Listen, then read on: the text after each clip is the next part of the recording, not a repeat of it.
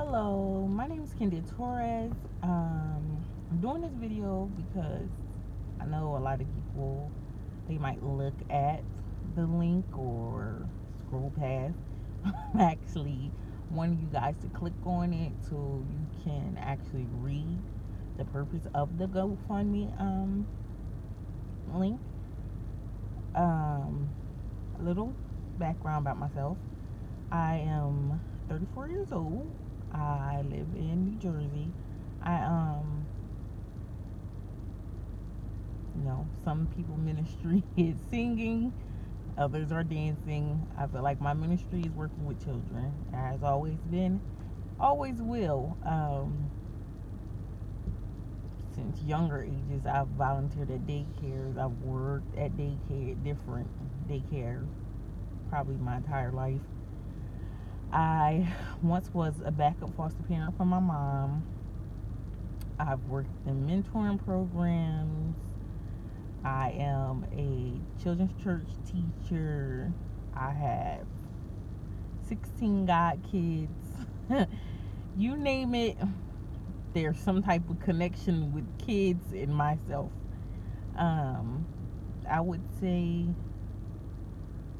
around 15, I knew that I wanted to do foster care.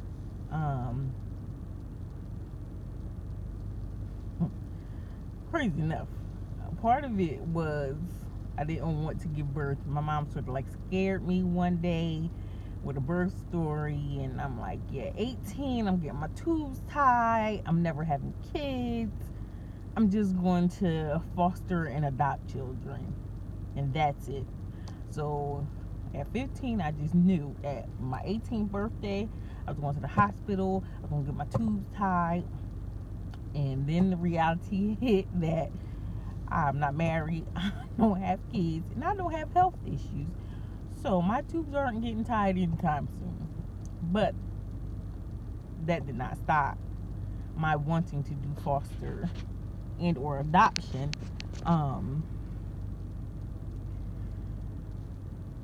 When I turned 21, I became my mom's backup foster parent. I learned a lot about the system, the foster system, how it works, how quick these kids are jumping in and out of different homes, and how you get kids that come from other homes where for that home they were just a check.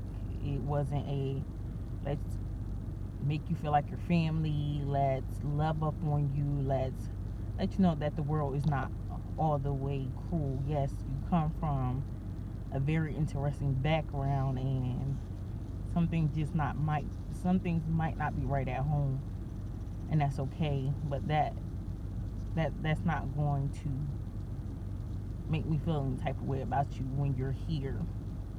You're here, your family. So that alone, I just knew like I'm needed in this field. My thing is, children are children. They did not actually born into this craziness. They did not go sign a contract, like put me in the worst predicament in the world, to where I don't know myself, my identity. I don't know who loves me, who to trust. Kids don't sign up for that. So yes, I am one. That's why I said foster and or adoption. My heart for any child is to be in a predicament where they can go back to their family.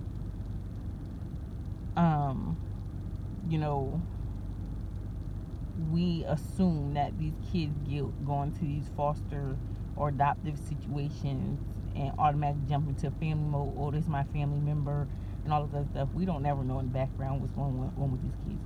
They know that biologically they're connected to somebody else. And as much as we can love on them and all that good stuff, we always have to keep in mind that they still have a connection to their family. And as much as we love them and care for them and all that good stuff, we still have to keep them in mind that in the back, they might actually want to be with their family. As disconnected as they are, as screwed up as the family might be, they still have an attachment to their family. So my thought process is to never go into the situation with, these are my babies, I'm going to keep them. I would keep a connection to them, but if going back home was good for them at that time, then my prayer is that they're getting put back into a safer predicament than previous. So yes, I'm trying to foster into adoption. That's what it's called. I started the process in June of this year. And I had to do a month of trainings.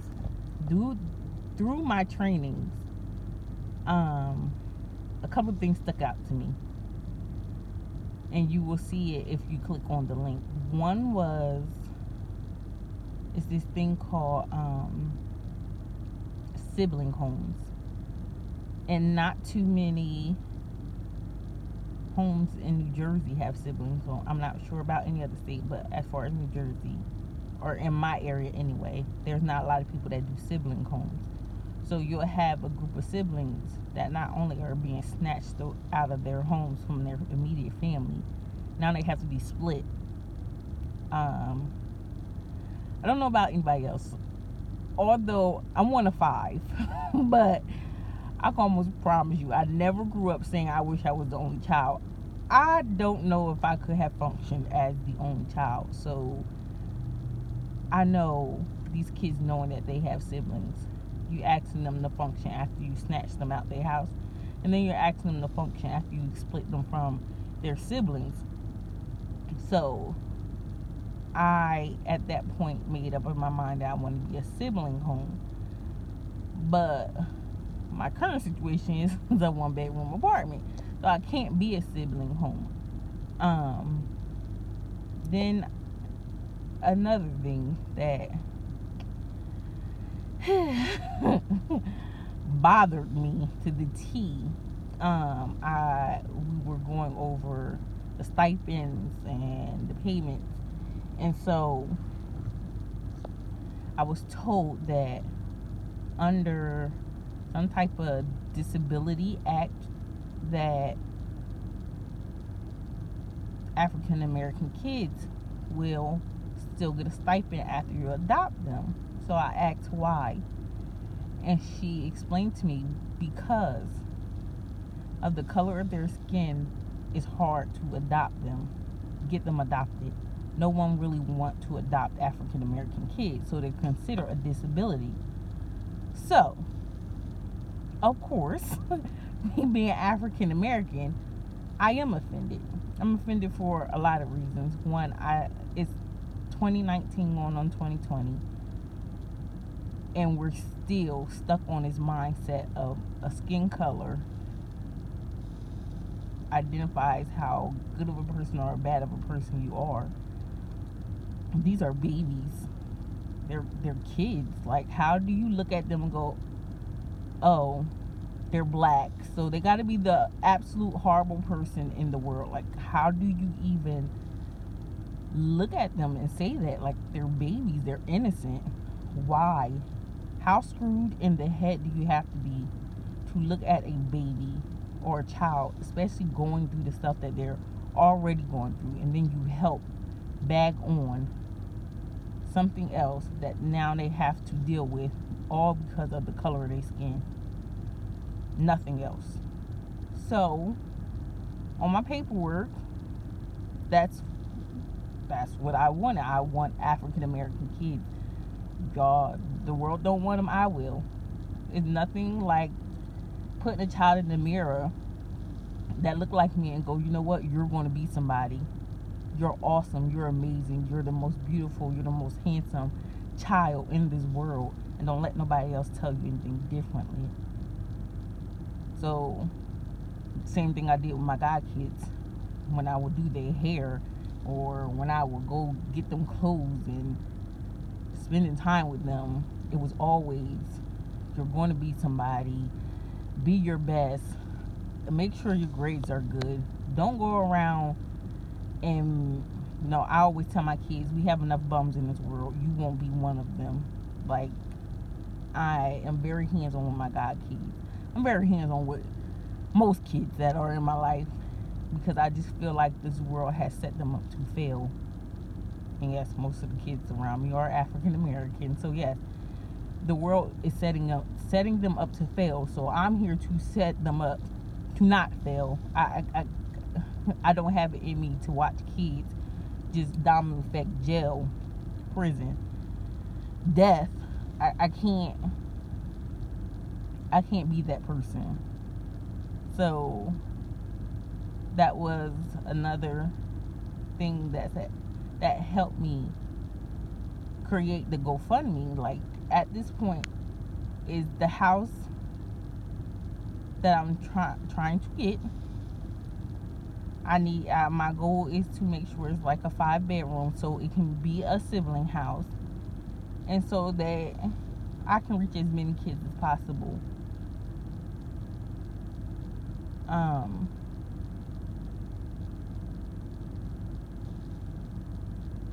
People might say I'm crazy when we were doing this GoFundMe, because there's all these issues in the world and all this other stuff. And yes, no argument out of me. But then I look at GoFundMe pages again.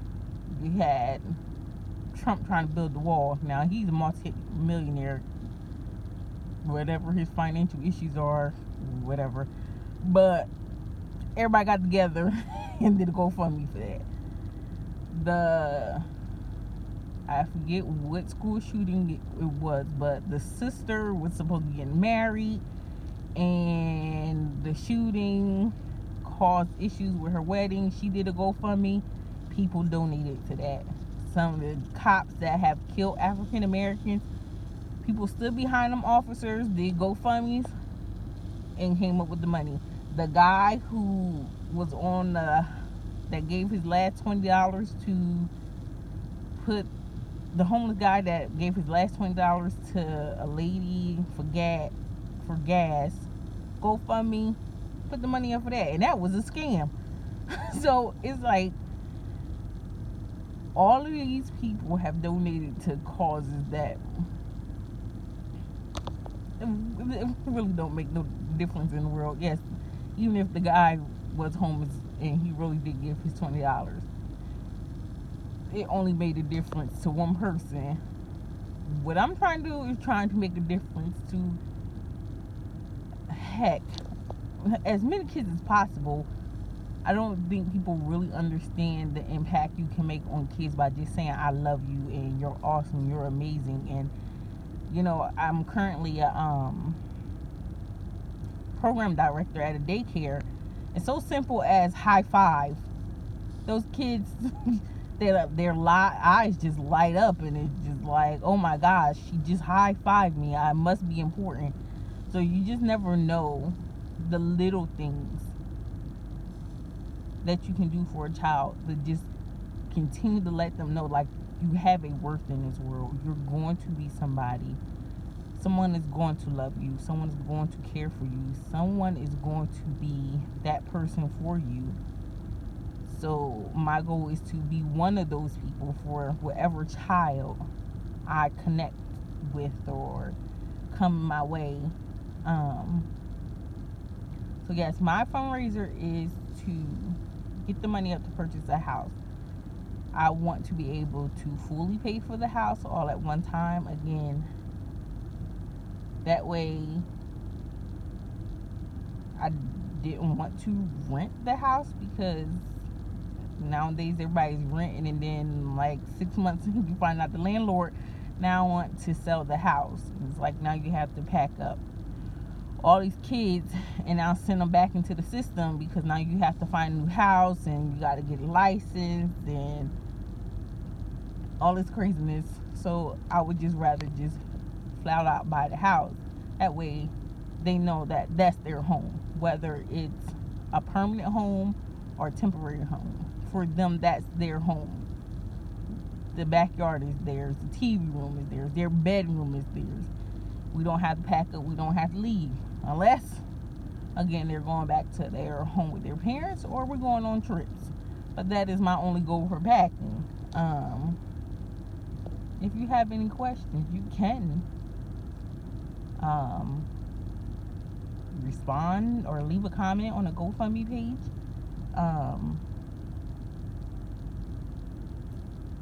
Yeah. So, I'll probably be back on with another video sometime later. Leave a message. Hopefully, you decide to donate. If not, I understand. I know it was a lot said in this video. Again, I will come back with more information. Thank you all for stopping by. Thank you all for listening. Thank you all for believing in me. And if you don't believe in me, thank you for watching the video. Thank you.